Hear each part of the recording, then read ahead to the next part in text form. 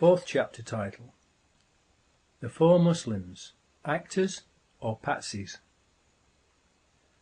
We were also told that the training exercise involved 1,000 people and, of course, amongst those 1,000 people would have to be the four people who were recruited to play the parts of the mock terrorists. Therefore, as part of the exercise, they would have recruited 4 young Muslim men to carry 4 backpacks that were to contain mock explosive devices. Who were their Muslim recruits? These Muslim men would naturally buy return train tickets and not one-way tickets, because they would be going home after playing their parts in the training exercise. One of them, the oldest, who would be considered the ringleader of the group because of his age, would have been asked to make a suicide video prior to 7/7/2005, being told it would form part of the training mock terrorist exercise, in order to make the exercise, and possibly a film to be made of it, look as realistic as possible. He would obviously not have been told the details of the whole plan until later, probably when he and the others arrived at Luton on the 7th of July 2005, to make absolutely certain that the scenario of the drill which would take place that day could not be talked about by or to anyone. The second oldest would also be asked to make a similar video as a backup for just in case anything went wrong and or the oldest pulled out of the drill before the 7th of July 2005. It should be noted that neither Mohammed Siddiqui Khan nor Shehzad Tanweer specify what their targets were in their videos. It is also interesting to note that no one has ever claimed responsibility for the 7/7/2005 bombings, except for a message on a fake Al-Qaeda website on the same day that was traced to Texas in the USA. 2 years afterwards, because more and more people doubt the official story and are proving it to be lies and deception, and are rightfully demanding an independent investigation, the police have arrested, frightened, intimidated and harassed Mohammed Siddiqui Khan's widow into publicly condemning her husband. She has a young daughter to protect and has stated that she is now afraid of the police. They kept her in custody for 6 days to intimidate her and then showed her what they claim is her husband's will and suicide note. Obviously, this was done to get her to condemn her husband publicly, in exchange for the authorities' implied agreement to leave her alone, to which she will have agreed in order to protect herself and her young daughter from further harassment. Where were these documents found, and why did it take 2 years for them to be shown to her? They are, after all, her rightful property, if genuine. 2 years is ample time to forge a short handwritten note and signature on a will. In view of the amount of time this suicide note has taken to be mentioned, the timing of it, and all the lies and evidence the authorities have told, fabricated and planted, it cannot be trusted and must be considered another forgery, along with any other new so-called evidence that they might come up with. So the scene is set for the training exercise to go ahead.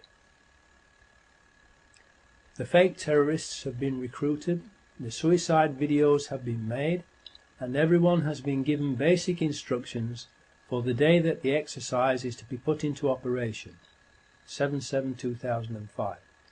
The 4 mock terrorist actors were to meet at Luton train station at 07:20 AM on the 7th of July 2005 and catch the 07:40 AM train from Luton to King's Cross Thameslink station with their pretend bomb backpacks, and then split up and catch 3 tube trains and 1 bus to prearranged destinations, where the fake explosions were to take place as part of the training exercise.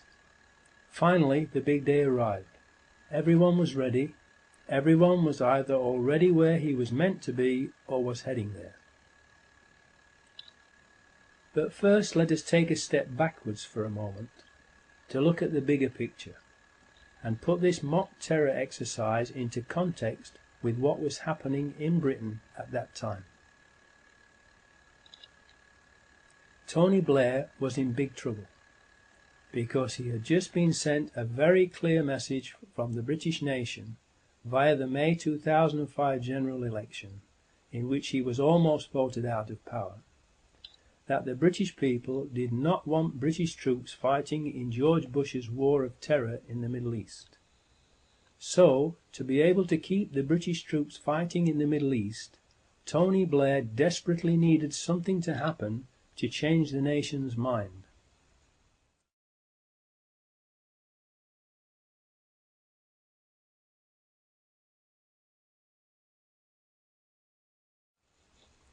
Gleneagles.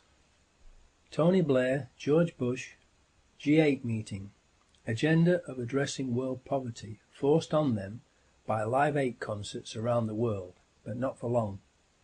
Their lucrative, evil, phony and very unpopular war on terror, which is really a war of terror, will promptly return to the top of the agenda with 4 big bangs. No time for the poor. The rich have lots more money to make and people to murder.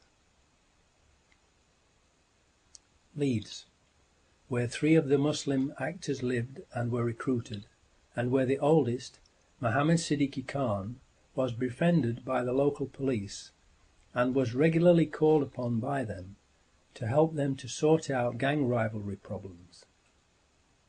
Mohammed was also taken on a tour of the House of Commons by a Leeds MP who befriended him.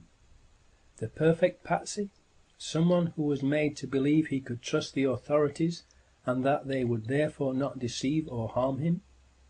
Someone who could in turn recruit 2 other Muslims for the drill so they could all become famous and make a nice bit of clean and easy extra money and show their patriotism by helping the authorities to protect Britain from terrorism. Aylesbury, a 4th Muslim actor who has been recruited, Jermaine Lindsay from Aylesbury, will also meet them in Luton. Luton. Transport security firm ICTS, another Israeli company, has an office just a mile away from the Luton train station, which is suspected to be where the Muslim actors received their final instructions before setting off for the train station. The details of which trains to board, which carriages to get into, where to sit, and which bus to catch, where to sit on it, and at what time. London.